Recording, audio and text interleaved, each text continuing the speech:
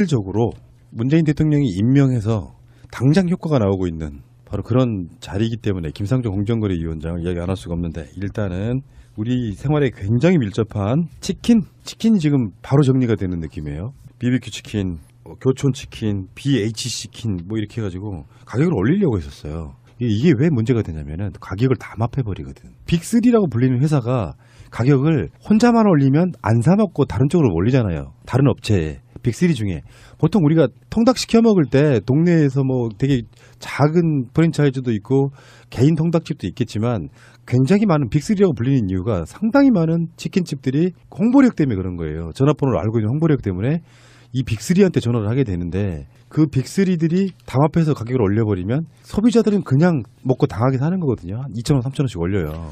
문제는 이게 이렇게 가격이 올라서 프랜차이즈점에 그 이익이 돌아간다고 하면 난 그나마 이제 좀 이해를 해줄 수가 있어. 자영업자들이 좀 나아질 수 있겠구나. 근데 이러한 이득이 닭 생산 농가나 프랜차이즈를 진행하는 사람들한테 한 푼도 안 돌아가고 전혀 본사의 이익으로만 치솟아 올라간다는 거 아니에요. 그렇지. 닭값은 현재 거의 최저 수준에 머물러 있는데 이 치킨 완성품 이 납품하는 가격은 2만 원 넘어가는 게 기본으로 지금 다 올라가 있는 상황이라는 거지. 그 안에 어마어마한 폭리를 취하고 있다는 거야. 닭 농가들이나 프랜차이즈 점주들은 죽어나고 있는데, 이런 부분에 대한 제대로 된 수사, 이걸로 해갖고 이제 스스로 닭값을 내렸으니까 끝났다가 아니라 그동안 해왔던 거에 대한 어떤 잘못된 관행이라든지 손실이라든지 뭐 이런 것들까지도 낱낱이 다시 되짚어서 정리할 수 있는 기회를 만들어야 된다는 거지. 지금 김상조 위원장이 중점을 두고 있는 게 심지어 언론사까지 포함해가지고 가맹점, 대리점 이 문제, 일단 일상생활에서 눈에 띄게 체감적으로 다가오는 개혁이잖아요. 빅3 아까 말한 그 닭집들을 그 배후에 또 누가 있냐면은 그 닭집들을 다 호령하고 있는 회사가 또 하림이에요. 그 생닭 파는. 근데 하림 자체도 그 김홍국 회장이 편법 승계, 장남이 25살 먹었어요, 이제. 김홍국 씨가 지금 60세 정도 됐고 10조 원 규모에 달하는 그룹을 물려받는 과정에서 증여세가 100억 원 내는데 그쳤어요. 그런 부분 때문에 지금 김상조가 공정거래위원장이 되면 할인부터 선보일 것이다 이런 얘기가 있고, 실질적으로 지금 현재 할인뿐만 아니라 제재를 처음으로 발표한 것은 부영그룹입니다. 부영그룹 회장이 공정거래위원회에 의해서 처음으로 고발됐습니다. 이제 이런 류의 불법 승계, 상속 이런 부분에 대한 본격적인 조사, 앞으로는 이제 근절이 되기도 하겠지만 과거에 있었던 그 사법적으로 처리할 수 있는 공소시효가 남아있는 부분에 대해서는 다시 철저하게 재수사를 할 원칙이라고 합니다. 그러니까 그동안 잘못된 방법으로 이루어졌던 부의 승계를 원론적으로 되돌려놓고 다시는 그러한 편법 승계가 일어나지 않도록 제도적인 장치를 마련해서 대국민의 합의를 통해서 건드릴 수 없게 만들어둬야만 지금 이 지리한 부의 세습 관계, 끊임없는 재벌의 어떤 그 서열 승계가 그 완전히 막아질 수 있는 기회가 생긴다는 거죠. 하림에 대해서는 지금 이제 불법 승계 그런 방식인 거고, 부영 같은 경우는 김상조 공정거래위원장이 가장 관심 있게 보고 있는 분야가 일감 몰아주기잖아요. 회장이 자기 지분 갖고 있는 다른 자회사도 아니고 다른 회사에다가 일감을 몰아주면 그게 법 위반이에요. 그 회사에다가 다른 차명으로 7, 8개에다가 자기가 사실상 만든 회사를 일감을 몰아주는 거예요. 이렇게 떨어지는 일감들을 다 또 그런 회사를 가져가는 방식. 그게 가장 공정거래위원회에 포착된 게 부영그룹이라는 거예요. 일감 몰아주기입니다. 부영그룹에 대한 그 제재가 시작된 거는. 프랜차이즈를 하나 열면 최저임금이 굉장히 문제잖아요.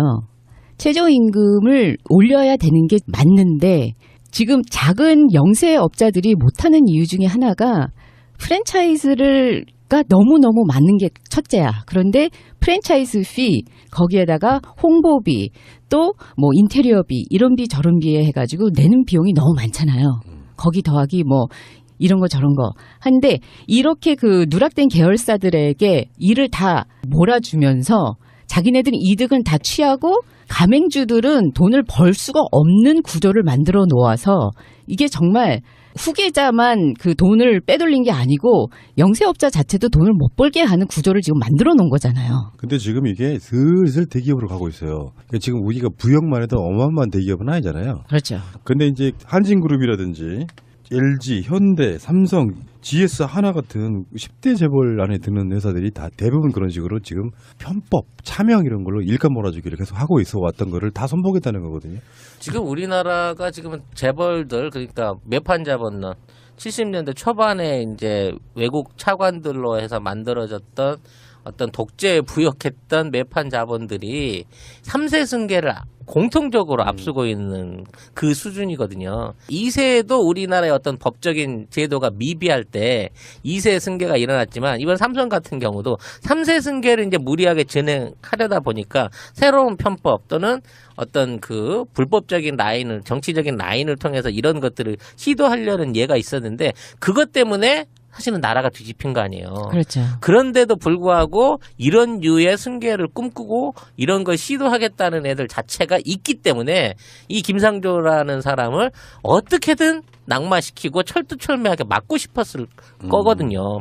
자, 이것들에 대한 효과가 지금 벌써부터 나타나고 있는 거예요. 이제 대대적인 개혁, 어찌 보면 전쟁에 가까운 개혁에 어떤 시발점이 지금부터 시작되는 거고 분명히 그 선전포고를 우린 정당하게 법대로 원리 원칙대로 하겠다라고 선포를 하고 대기업들 수장들 나와 당신들하고 지금 전쟁 전에 피 흘리기 전에 합의 볼 용이 있어. 일단 한번 나와라고 선전포를 하고 있는 거죠. 우리 대통령 정말 대단하신 거 아니에요. 이거를 정말 머리에 다 구상하고 있던 이런 사람들을 제자리에다가 배치를 했는데 임명받은 지 얼마 됐다고. 대기업들 지금 후덜덜 하고 있어요. MCM 그 성주그룹 있잖아요. 거기도 후덜덜덜 하고 있고 거기는 그냥 지금 시작을 하지도 않았는데도 불구하고 그러고 있는 거 보면은 인사 정말 잘하셨습니다. 뭐 이야기 나온 김에 김성주 대한적십사수 총재는 임명된 그 기간 동안 적십자 회비를 안 냈대.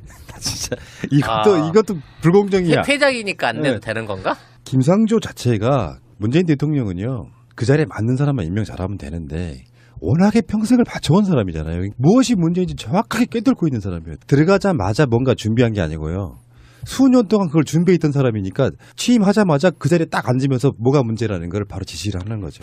지금 지난 4년 동안 우리나라의 이 공정위와 감사원은 있어도 없는 기관이었어요.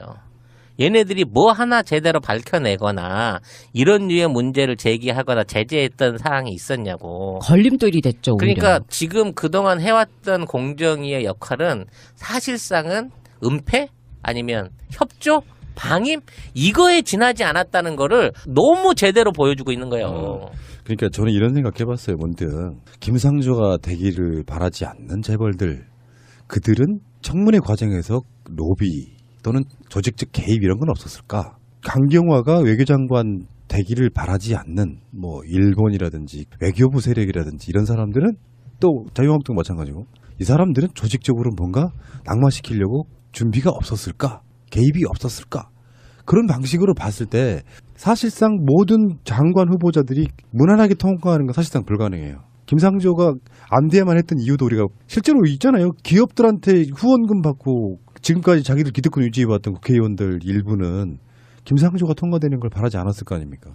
근데 거기다가 솔직히 말하면요. 이렇게 말하면 제가 욕을 먹을 수도 있겠는데 잘못이 없다 있다 그 미시적 관점이 아니라 큰 관점에서 보면 안경환도 마찬가지라는 거예요. 우리가 뭐 초반에 그런 얘기를 했지만 안경환이 깨끗하냐 안 하냐의 두 번째 문제고 걸려들다 보니까 오케이 이런 거 하나 딱 걸려들었네 이런 식으로 어떤 흐름상으로 보면 그런 게 분명히 있다는 것이고 가만히 있는데 그 사람한테 악감정 없는데 굳이 불법적인 것 논란이 되면서까지 옛날에 판결을 누군가 구해와가지고 이거를 낙마로 쓰는 거랑 똑같다는 것이죠. 전체 관점을 봤을 때 구기득권 적폐 세력들은 자기들 개혁해줄 사람들을 원하지 않으니까 계속 떨어뜨리면서 흠집내는 거예요.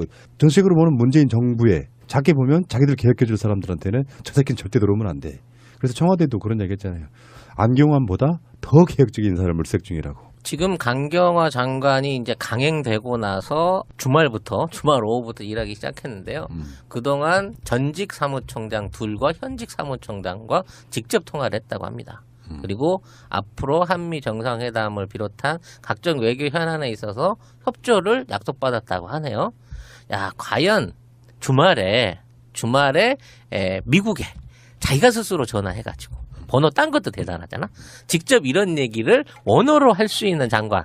전화번호를 딸 이유가 벌써 대화가 하고 있는 그러니까 분들이잖아요. 항상 전화번호 따로 안 따고 그렇죠. 직접 전화해서 전직 유엔 사무총장들, 현직 유엔 사무총장과 대화할 수 있는 외교부 장관을 가진 나라가 얼마나 있겠냐는 그러니까 거야. 저는 너무 든든한 게 구테레스는 놓기 싫어했고 뭐 반 총장은 뭐 의뢰 알고 또 뭐 너무나도 그 유엔이 지금 활발하게 가고 싶어 하는 그 루트를 너무 잘 알고 메커니즘을 너무나도 잘 하시는 분이 있어가지고 외교는 든든합니다.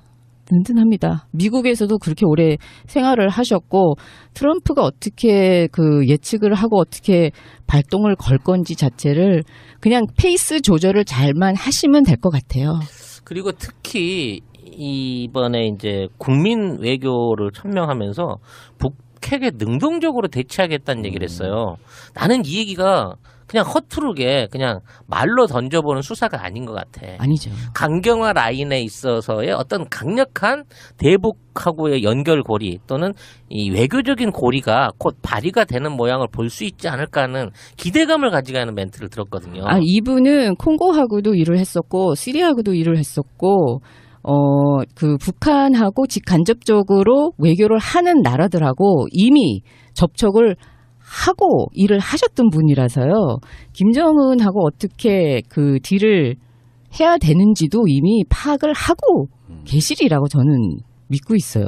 일사천리로 전부 뭐 잘 나가기만 하면 무슨 문제가 있겠습니까만 제가 항상 주장하는 바 있잖아요. 누군가는 어떤 과정에서 실수를 할 수 있다. 근데 그걸 어떻게 잘 대처하느냐, 어떤 태도로 국민을 대하느냐가 오히려 더 인기가 생길 수도 있다. 이렇게 저는 맞습니다. 보고요. 네. 김상조는 정말 잘된 애, 임명 강행이 정말 잘된 애로 일단은 초반은 보이고 강경화 후보자도 임명 강행을 했습니다. 그런 것들이 국민 여론상에서 봤을 때 강경화 청문회 봤더니 별 중요한 건 없더라. 임명해라. 그 여론이 60%가 넘었단 말이에요. 국민들은 대부분 알고 있는 거라고 보고 안경환 후보자는 악마 플러스 지금 이번 주도 굉장히 역동적으로 돌아갈 거 아닙니까? 여러 장관들 지금 또 청문회도 막 예약돼 있고요. 네.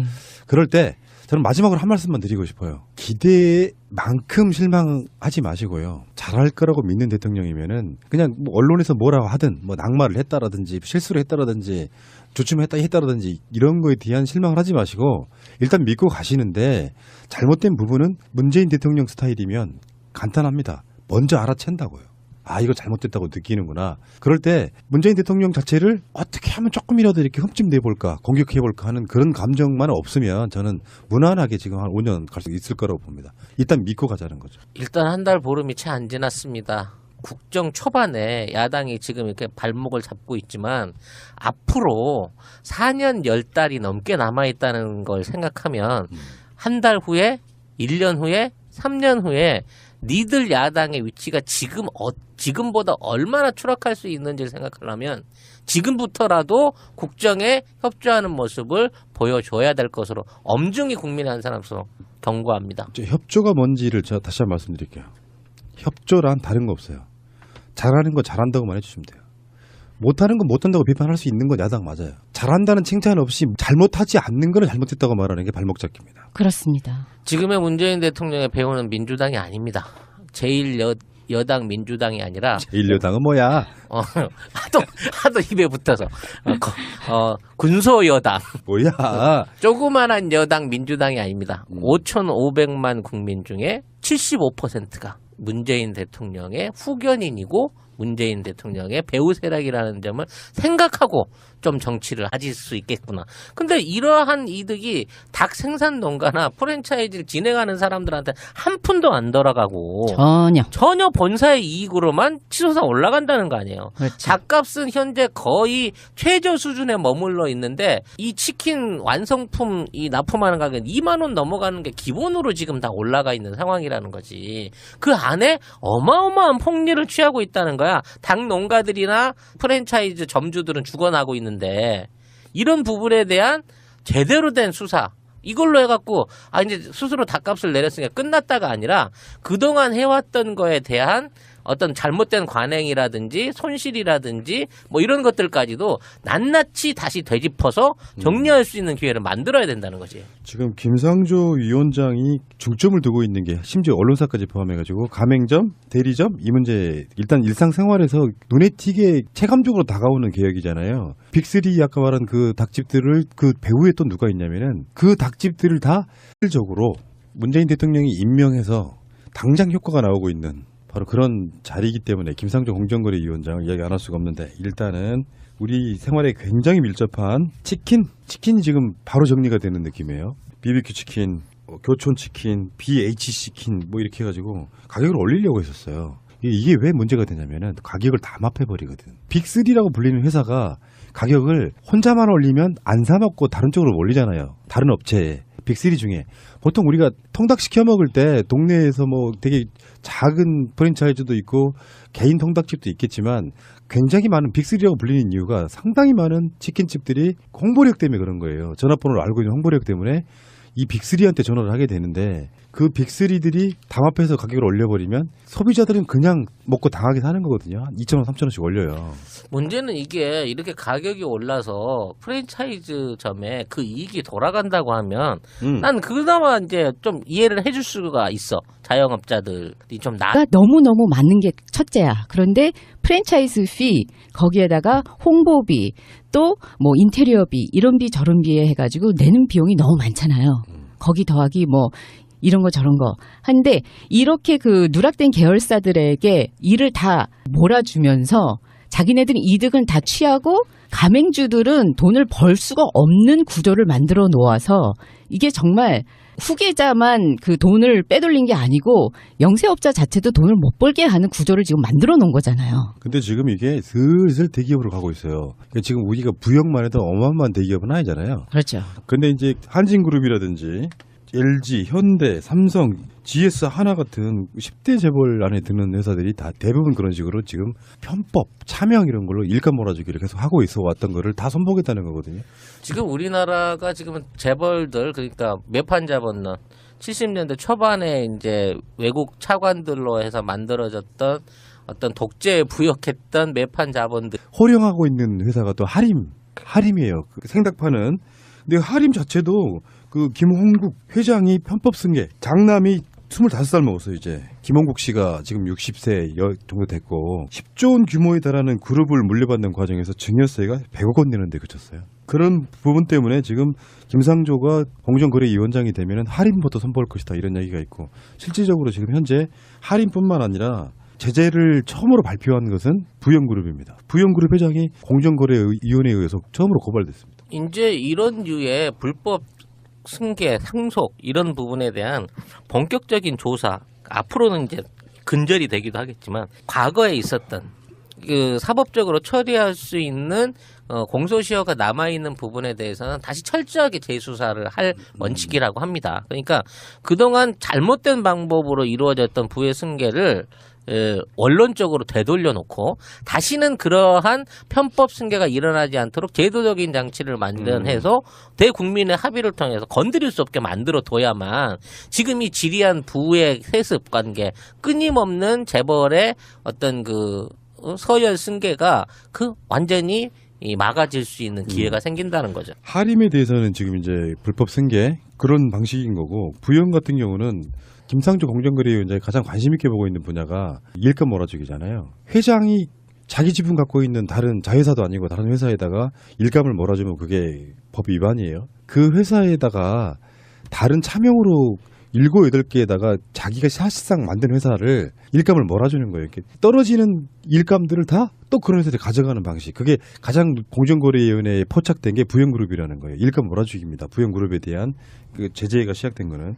프랜차이즈를 하나 열면 최저임금이 굉장히 문제잖아요. 최저임금을 올려야 되는 게 맞는데 지금 작은 영세업자들이 못하는 이유 중에 하나가 프랜차이즈를